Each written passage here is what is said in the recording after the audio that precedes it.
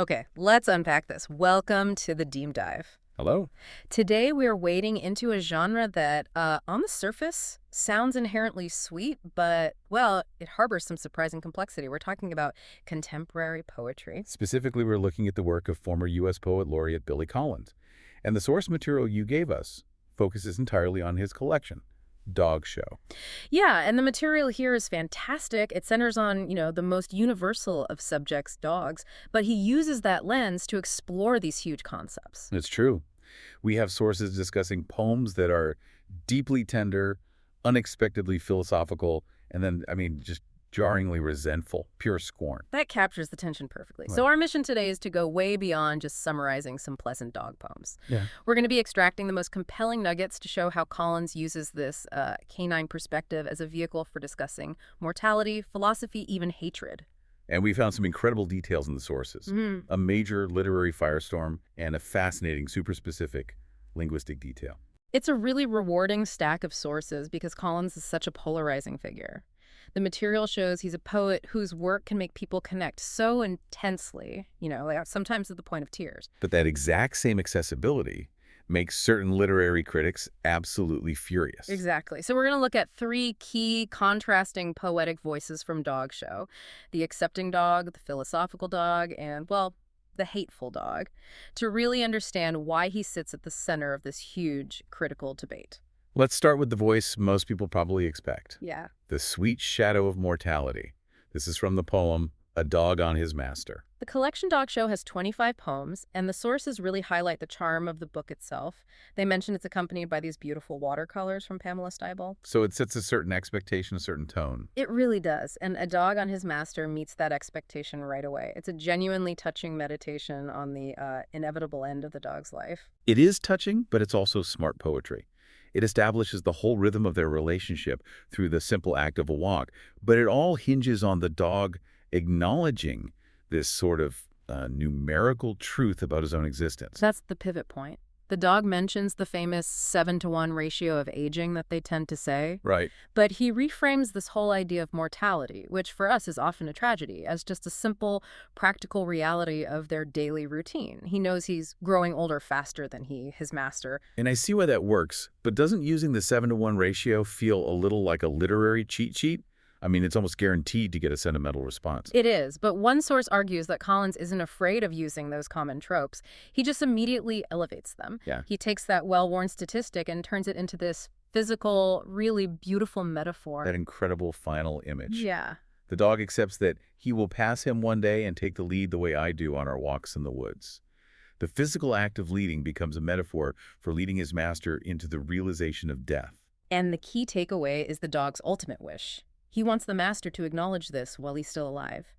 He hopes the thought crosses the human's mind, calling it the sweetest shadow I have ever cast on snow or grass. It's an incredibly tender reversal. It is. And the sources confirm this poem is like an emotional juggernaut. We saw comments where people said they found it very sweet and that it makes them tear up every time. It just hits that universal chord. And what's interesting is how the sources connect that feeling to other things. Yeah. They bring up actor Jimmy Stewart's famous reading of his own dog poem, A Dog Named Bo. Oh, wow. Yeah, that connection just underscores that this specific theme, love and loss, it's a universally understood emotional language. Collins just articulates it with his incredible polish. What's fascinating here is precisely how he does that. Yeah. He taps into that genuine sentimental core, the stuff of viral internet posts, without sacrificing depth. Exactly. He uses a simple shared routine, the walk, to talk about mortality and this silent contract between two species. This is the bedrock of his appeal. And it sets a very high expectation for the rest of the collection. So now let's move past acceptance and get into philosophy, specifically how the dog's life is used as a model for human existence, only to have that model just humorously destroyed. Right. That brings us to the poem Di Sharma, where the master's looking at his dog and seeing this ultimate example of detachment and enlightenment. The whole initial premise is that the dog is the perfect minimalist, the ultimate spiritual guide. The owner is just watching her and finding these profound lessons in her simplicity. The poem opens with the owner watching her trot out the door every morning without a hat or an umbrella, without any money. He romanticizes it, saying it never fails to fill the saucer of my heart with milky admiration. She is seen as this perfect example of a life without encumbrance, just following her instincts, her wet nose. And he explicitly elevates her above these huge human figures known for detachment. He mentions Thoreau in his curtainless hut and Gandhi with his staff and his wire spectacles. The dog is pure, more in the now. But here's where Collins provides the great aha moment, right? The comedic reversal that just makes the whole poem work. Yes. The second he finishes building up this perfect spiritual model, he realizes the model is fundamentally flawed. The dog is emphatically not a paragon of earthly detachment. It's that immediate, hilarious contradiction. That's what saves the poem from just being, saccharine. The narrator realizes that, well, if only the dog did not shove the cat aside every morning and eat all his food, then maybe she'd be a paragon. That one selfish act just undercuts the whole spiritual framework. It does. It shows the complexity of the creature he's projecting all this onto. She's not self-contained at all. She's wildly dependent. She's so eager for a rub behind the ears. And the final humbling punchline is her dependence on the person watching her. If only I were not her god. It's such a sophisticated commentary on how we use our pets as mirrors for our own aspirations. And if we connect this accessibility to the technical side of his craft, we actually found this incredibly niche detail in the source material about this poem. It shows how deep the commentary on his work can get. Okay. It involves a single Chinese pinyin term included in the source, or by 3x4. That detail is fascinating. So why was the source so focused on that one term? It seems like a pretty deep academic rabbit hole for a poem that feels so simple. That's the exact reason the source has highlighted it. It shows that even in his most conversational, accessible verse, Collins is thinking about the structural architecture of the language. So by 3x4 means proportion or scale. Exactly. Okay. But the notation itself is the real knowledge nugget here. The numbers, the 3 and a 4, they denote the specific tones in Mandarin, which completely changes a word's meaning. Okay, so break that down. What do the 3 and 4 signify in by 3x4? So there are 4 main tones in Mandarin. The 3 is the low, dipping tone, 10, and the 4 is the sharp, falling tone, like I. And why is that important for the poem's rhythm? It's not just a definition, it's about craft. Precisely. The source noted that the falling tone on that last syllable, the live 4, it leads comfortably into the reading of the next line. Interesting. It creates this specific phonetic link, an unexpected acoustic echo.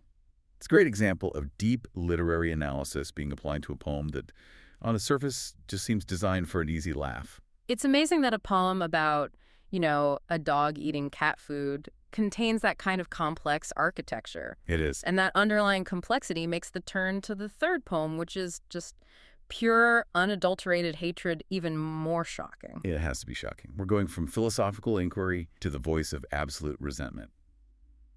This brings us to The Revenant. This poem is just a stark, absolute contradiction to everything else we've talked about. The voice is a dog who has been put to sleep, as you like to call, the needle of oblivion. Wow. And he's come back from the dead to tell his master one simple thing. I never liked you, not one bit. It's chilling, but it's also darkly comedic. The dog reveals that this whole loving relationship was just a mask for contempt. When he licked the master's face, he thought of biting off your nose. And the ultimate betrayal. Watching the human towel dry, the dog confesses he wanted to leap and unman you with a snap. It just recontextualizes every single moment of affection as suppressed violence. And the reasons for the hate are so specific. It's rooted in the human's lack of animal grace, hating the way he would sit in a chair with a napkin on your lap. And the dog just lists everything he hated. The car, the squeaky toys, the friends, and worse, your relatives. He hated being scratched in the wrong place. The dog boils their entire relationship down to this basic transactional survival. He says, all I ever wanted from you was food and fresh water in my metal bowls. And the description of the afterlife in the source material is fantastic. The dog is free of the collar, the yellow raincoat, monogrammed sweater. The symbols of subservience. Exactly. And then he drops this incredible detail.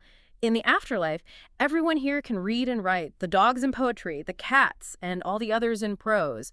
It's such an articulate, witty, and deeply cold voice. And that massive transition from sweet acceptance in the first poem to this bitter, articulated hatred, it just shows the immense range Collins is working with. It does. But this range brings us right back to the central problem, highlighted in the source material. How can a poet who writes work that is this accessible and moving also generate such intense literary scorn? It's a huge critical divide, and the sources, they don't pull any punches. On one hand, you have his supporters. He's a former U.S. poet laureate, cited as one of the most acclaimed poets of all time. But then you have the sources that are just absolutely brutal. We found critics who call him a horrible poet, call his work half-assed garbage, and claim he is skilled in being amateur. That scorn seems to be rooted in this perceived lack of complexity. One source claimed his work is full of nothing, and that a modernist would confuse it for a garage sale sign. That garage sale sign analogy is so specific. The source seems to be arguing that Collins sacrifices complexity for instant emotional gratification. That his poetry is too straightforward. Exactly. Too easy to grasp, and therefore it lacks the intellectual rigor that they think serious literary art requires. For them, accessibility is basically the enemy of high art. So the polarization isn't just about whether the poems are good or bad. It's a fundamental debate over what poetry is even supposed to be. Precisely. And the criticism goes beyond the poems. One critic dismisses the very position of poet laureate as meaningless, saying it's dominated by Ivy League prestige and connections. So the implication is that his success isn't really earned. Right, that it's purely establishment-driven, despite the fact that millions of people genuinely connect with his work. Collins becomes this ultimate test case for the debate between broad accessibility and academic sophistication. His popularity is the crime in their eyes. Yes. He is so effective at reaching a broad audience, and that success is the very thing that irritates the gatekeepers of literary merit. Whether you laud him or dismiss him, his work is incredibly effective at provoking debate. That brings us to the end of our deep dive.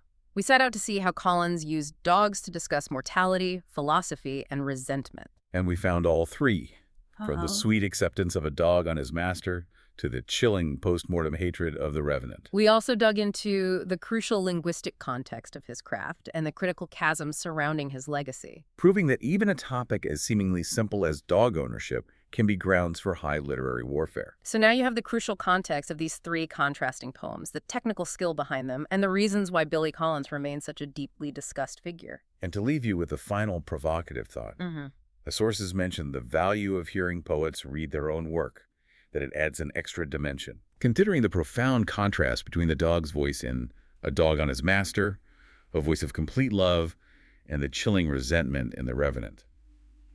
What is the power, for you, of an author choosing to inhabit a voice that fundamentally hates the perceived life of the poet?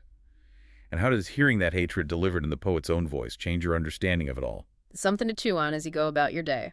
We'll see you next time for the next deep dive.